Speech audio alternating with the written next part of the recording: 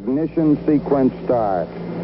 6, 5, 4, 3, 2, 1, 0. All engine running.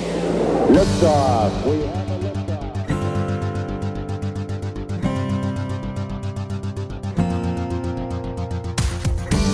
Welcome to the Journal of Space Commerce podcast. I'm Tom Patton. No one knows precisely how many objects there are in Earth orbit. Estimates range from NASA's 31,000 to just over 40,000 according to ESA. But at some point, it just becomes a large number. The bottom line is there are a lot of satellites, defunct spacecraft, parts of spacecraft, and outright junk orbiting the Earth, and any one of them could cause a catastrophe. One company that is working to catalog and track orbital debris is KN Space. Their SatCat program allows governments, businesses, and the general public to see and follow what is out beyond the atmosphere, while Pathfinder is their cloud-based collision avoidance service that automates conjunction assessment and maneuver planning. My guests on this edition of the Journal of Space Commerce podcast are Araz Feyzi, company co-founder and chief technical officer, and Hyun Seo, chief product officer and developer of the SatCat software. And gentlemen, welcome to the program. Thank you for having us, Tom. Yeah, thank you for having us. It's my pleasure. You both emigrated to the U.S. before founding KN Space in 2019. What kind of specific problems, or was there an aha moment in satellite operations that convinced you the industry needed automated collision avoidance? And how did your backgrounds at NASA, JPL, and Cypher prepare you for this challenge? Well, let me start a little earlier. I'm going to go back to 1996 when I went to school with my co-founder, Siamak, who is not here today. But he was passionate about space, and that's the path he pursued. He holds a PhD in aerospace engineering with a postdoc. He did several NASA, JPL, and commercial missions. I, on the other side, got a Commodore 64 when I was a kid. I kind of fell in love with computers. So automating things using computers has been my thing since then. The joke as we were growing up was that I was good in coding, Siamak wasn't. So when in 2018 and 19, he kept coming to me and saying, hey, I see a problem. I think we're going to have a problem. You need to come help me because, believe it or not, I am writing code for this NASA mission. I was eventually convinced, and we started kind of trying to better understand some of the trends that Siamak was seeing back then. A couple of them were that the operations were, and to some extent are still pretty manual when it comes to space operations. Humans are still, in a lot of cases, in the loop, which is not going to be feasible soon for most operators. It's already infeasible for a lot of large operators. Humans just cannot be in the loop any longer. And that was kind of the start of it. And then we started kind of talking to some operators and toying with some ideas. But we received a contract from U.S. Air Force back then in 2020, and we got some really good traction with some commercial operators, and we realized that this is a real problem, real opportunity, and that's how we started KHON. You started with the Pathfinder for collision avoidance, and then you'd recently launched SatCat as kind of a comprehensive spaceflight intelligence platform. So walk us through that strategic decision to expand from collision avoidance to broader space traffic coordination, and how did those products integrate? I'll start from the beginning, actually before Pathfinder, and then I'll hand it off to Hyun to kind of talk about Pathfinder and SatCat, because those two are his or his creations. Our first product didn't have a name. It was the KHON product, and that focused on notification, conjunction assessment, and first maneuver and automatic satellite collision avoidance product. That's what we started with, and we had several customers, and then Hyun joined the team, and that has transformed KHON as we know it. So I'll hand it off to Hyun to talk more about why he created Pathfinder, why he designed Pathfinder, and also kind of tell us how that changed and we ended up with SatCat. Sure, yeah. So Pathfinder, in terms of its capabilities, is very similar to what Araz and Siamak have started with, and it is, I guess, a layer of user experience thoughts and user interface designs added on top of that. And it solely focused on collision avoidance and space traffic management. While we worked on that, going through the design process, research, and also just as working in Khan in general, like taking care of government contracts, I've noticed that a lot of people in the company internally have used toolings that we don't offer to customers, but the things that customers use, but there was no like bridge in between. So taking kind of the same formula of adding, researching what a good user experience is and coming up with appropriate interfaces for astrodynamic tooling, as well as kind of as you do that, new things come about, like whether it be quality of life, like convenience updates or something completely new. The amalgamation of that is what SatCat, or rather, is how SatCat launched initially. It was a I don't want to say a shell, but an amalgamation of tools that we've been using that are all connected together, but most importantly, not just the tooling, but where the data that we've been using were all normalized and indexed. So instead of a person going to one source, converting units that they're used to, and then correlating it with another with the same process in a loop, that is all done on real time, or it's been done pre-processed already. So it's searchable, it's loggable, and all those steps are safe. So they just focus on their work or focused on finding the thing, like the data that they need.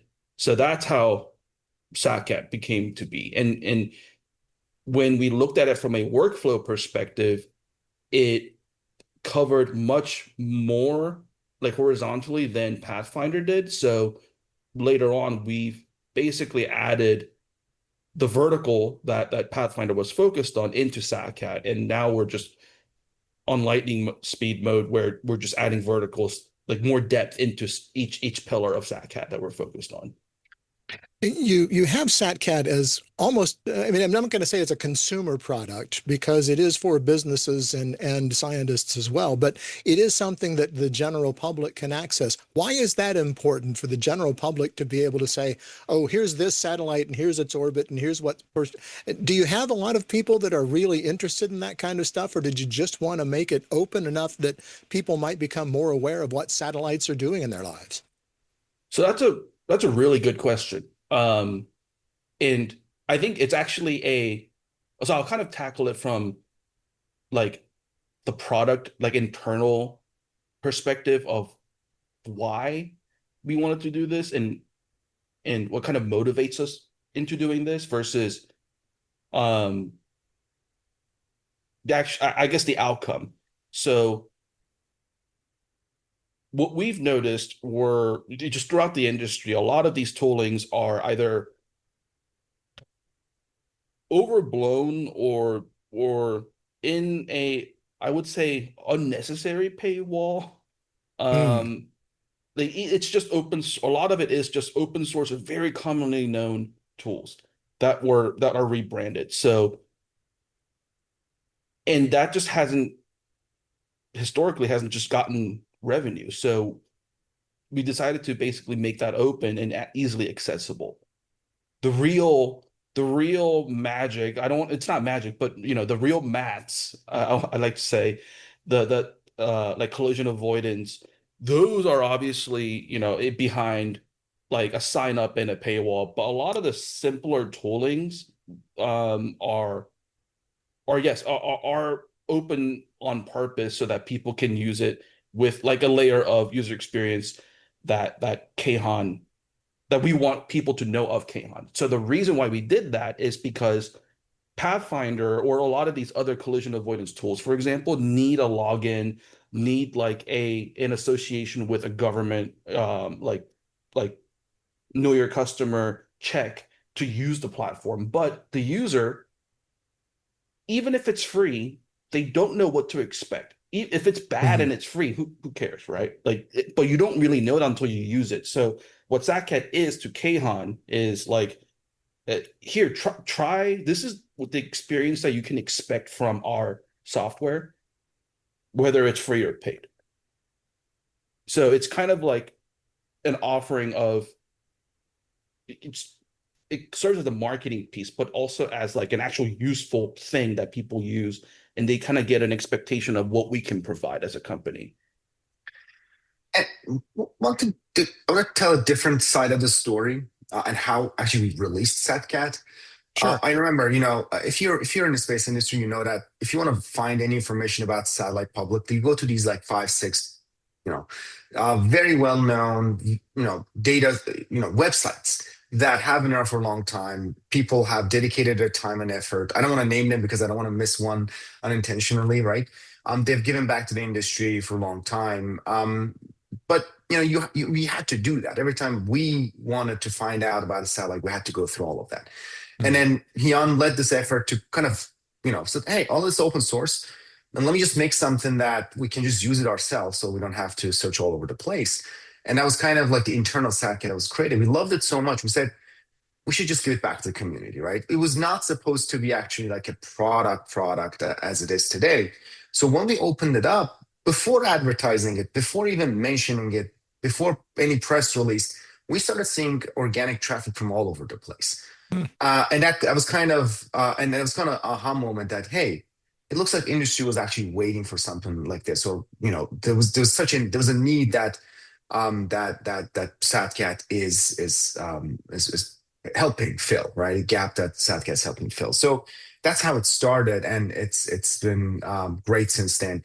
One joke I want to make is that we talk about it and we say the only good user experience in space is in space movies.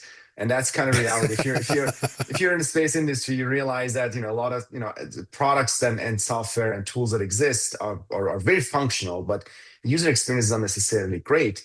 And Hyun has helped kind of change that. And we can talk about both Pathfinder and SatCat, how they have been they've been awarded design awards and all that. And I think it's the first time in the space industry that we're seeing this.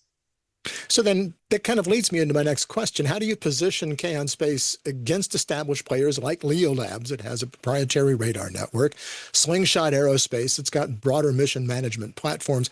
And secondarily, do you see yourself as infrastructure, maybe a point solution, or eventually a platform? That's a really good question. And I don't want to kind of pick one of those categories because we do a whole bunch of things, right? So first of all, just to talk about SatCat a little bit, which, by the way, is going to we would sunset Pathfinder soon, and all the capabilities that exist in Pathfinder have already been transitioned to SatCat, and all of it is available in SatCat. So Pathfinder will be sunset in next couple of months. But SatCat is kind of a data aggregation platform and automation platform. We ingest data from various data sources, from U.S. Space Force's high accuracy catalog to almost close to 10,000 ephemerides from satellites that have GPS on board, to commercial data that we procure and purchase from commercial data providers. And all of that gets combined together and kind of creates this most comprehensive space object catalog. Why I say most comprehensive is because when you have maneuver plans and very precise trajectories from almost 10,000 satellites on a platform, that you don't get that kind of up-to-date and live data from space objects ever, right? Obviously, I'm not comparing it to the DoD and intelligence community databases and services that they have for use cases. On just commercial and civil SSA side, SatCat is the most comprehensive space object catalog. Now, we from day one decided that we're not going to own or operate any sensors, and that was by design. And I'm glad that we made that decision. That puts us in a really good position to go to all of these data providers, some of which you named, and say, hey, I would like to purchase your data.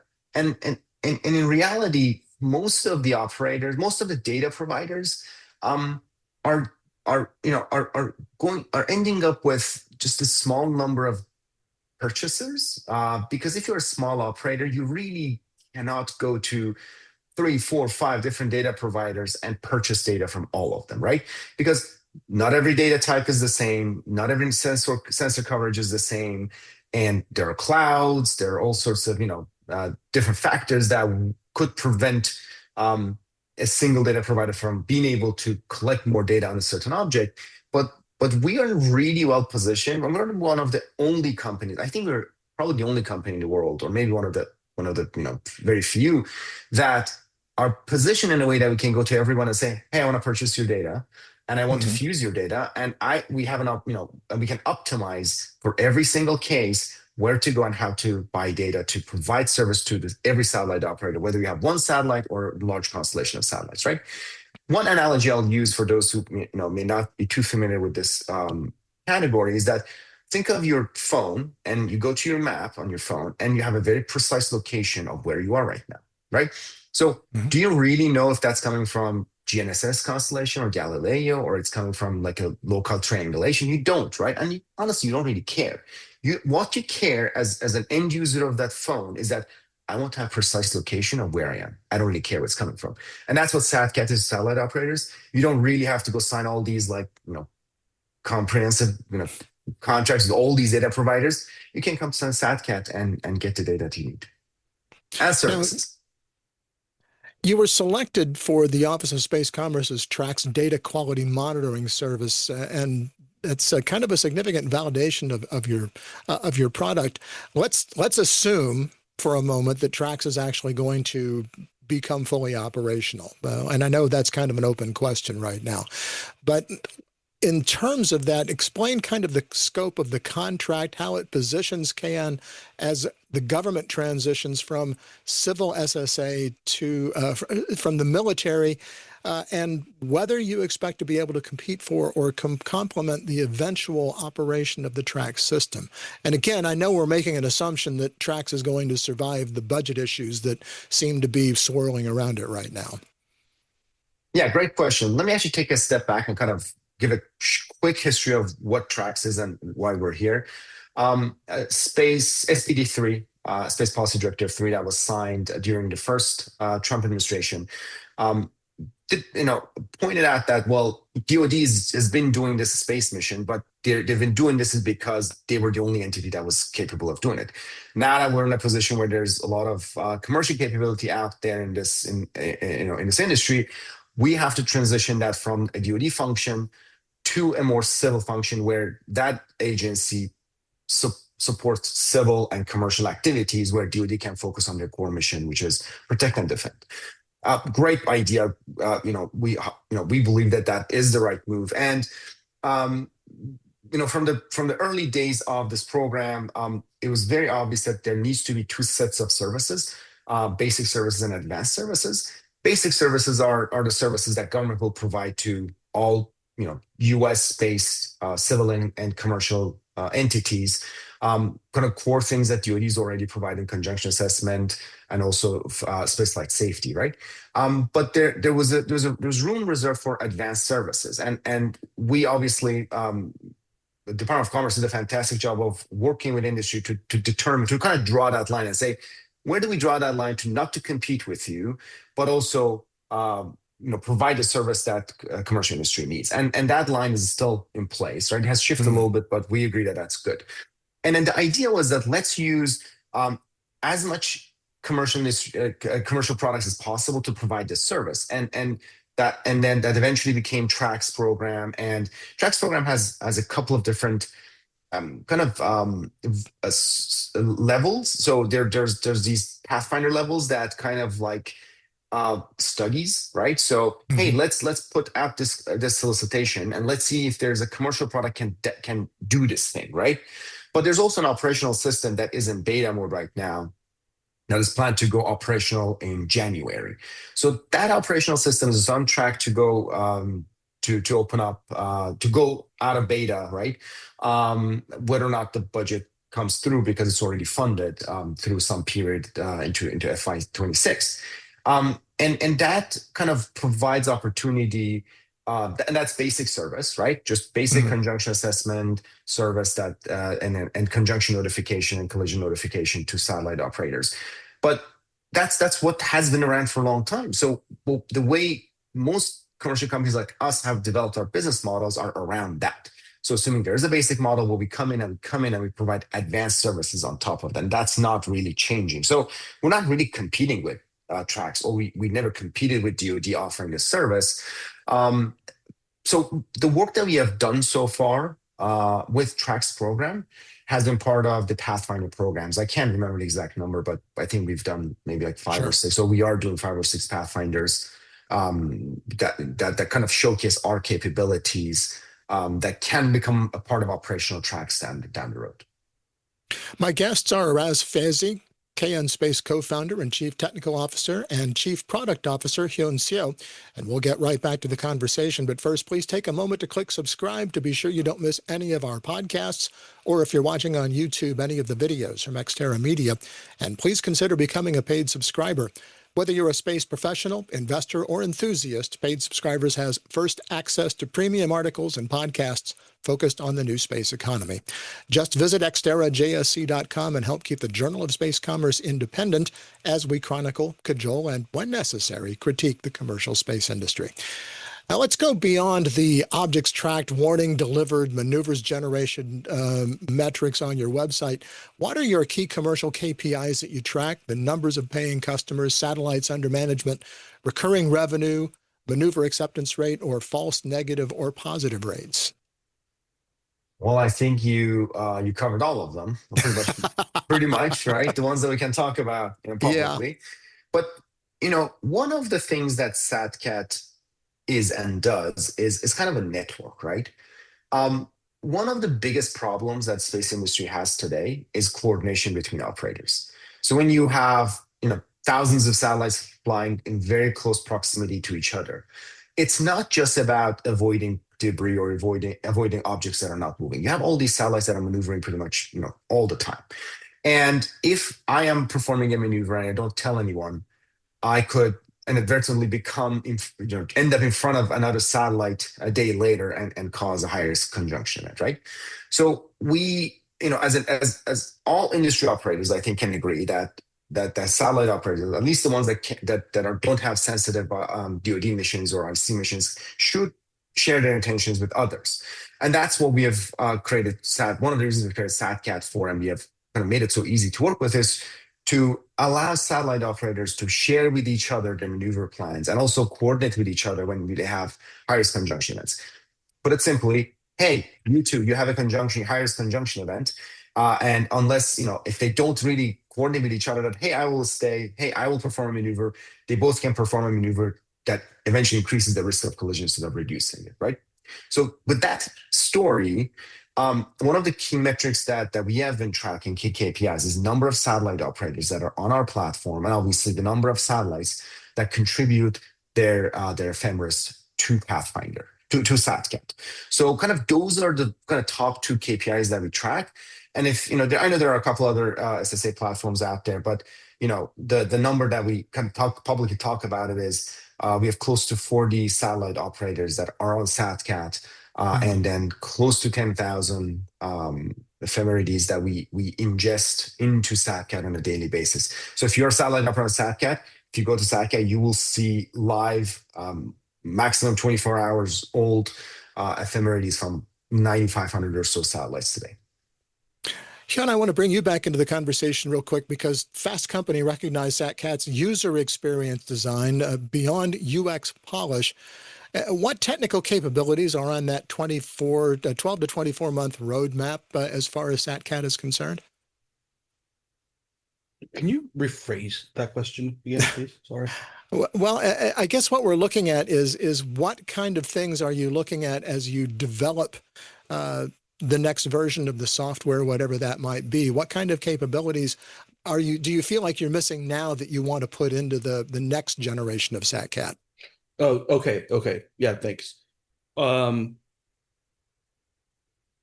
would say they are in almost 3 different pillars in a way, or 3 different verticals. One is the operational use case that Araz has mentioned.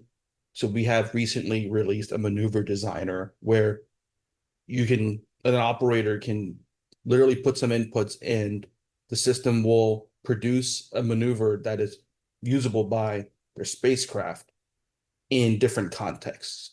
The first one being collision avoidance. So we want to obviously expand that for mission operation, like operational mission usage.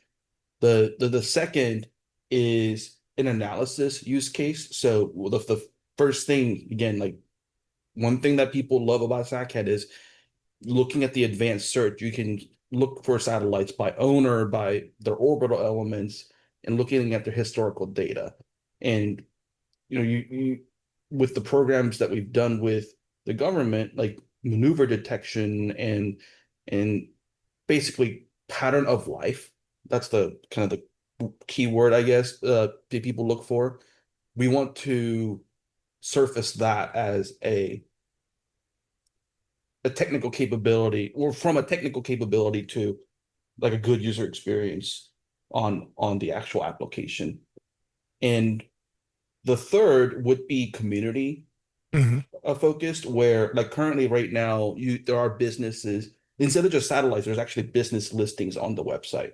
So we have like had a person who literally went through the businesses, see who got acquired by whom, and put that on SatCat. So when you look up a company, it'll say how many satellites that they have, how long have they been up in space compared to their decay time and launch time, or how many conjunctions, like general, I say low fidelity conjunctions, have they caused, how much debris versus actual operational payloads do they have. So a lot of those analytics, that's something that is done by us, but we also have a a section where the user, when they sign up to their platform, can claim those businesses similar to Crunchbase, where they can edit those informations themselves.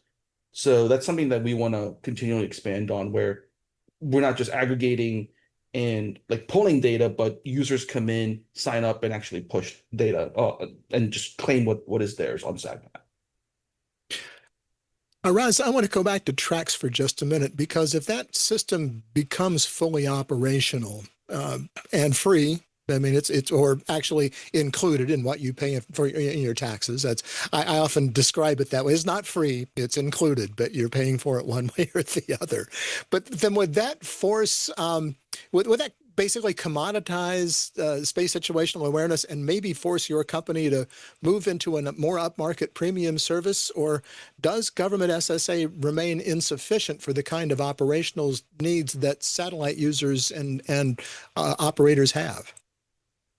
That's a great question. And honestly, I don't think it changes anything for us. Since we started this company, the service that Trax will continue to provide, or I guess the service that Trax is providing to beta users, and they're going to open it up to all US-based operators, is pretty much very comparable to what Department of Defense has been providing since we started this company. So honestly, nothing changes for us. And yes, the SSA data hopefully, will get better, because as the space becomes more congested and contested, and as Space Force focuses more on their core mission, which is protect and defend, we have noticed that the quality of SSA data for some of the objects that are not really key for that particular mission has started to deteriorate. And the goal is to bring commercial industry data providers, some of them which you named, to come in and fill that gap, right?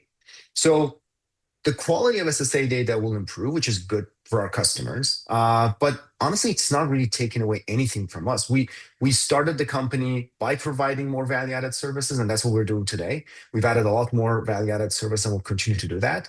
And from what we know, as far as what has been published, we don't see any kind of competitive services that Trax is planning to offer that will compete with us. And that's, we're in a fortunate place, right? We're in America, and it's great to have this. Some other companies around the world don't have this luxury, because their governments have started competing with them directly. But we're lucky to be in America.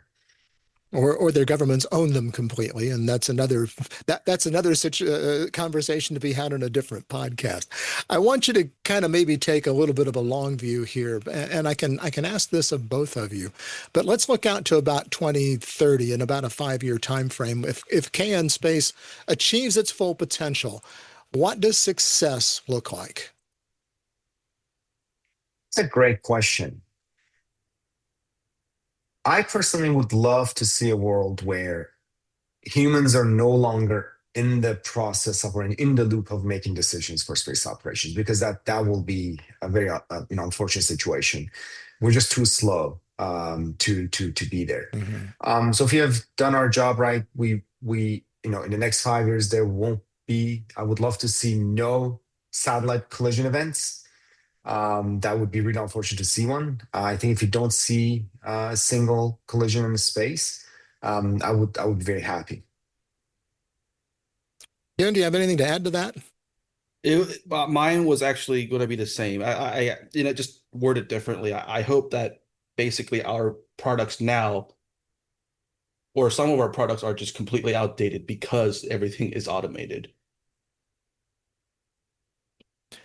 So when you look at things like artificial intelligence, and artificial intelligence isn't really that, but that's what we all call it. But when you look at AI, is that going to be, how big of a factor are the advancements? Because AI is going faster than anybody, I think, ever really imagined. How does that accelerate your timeline on that kind of success? Or is that going to be as much of a factor as a lot of us think it might be? What I will say is that it already has, in different ways. So SatCat that you see today uses AI in several different ways. Some of which is very visible. So you can go and use an AI advanced search using voice on SatCat. You see reports on SatCat that are produced by AI, and we use AI to develop SatCat capabilities even faster. So it has already started. It is here.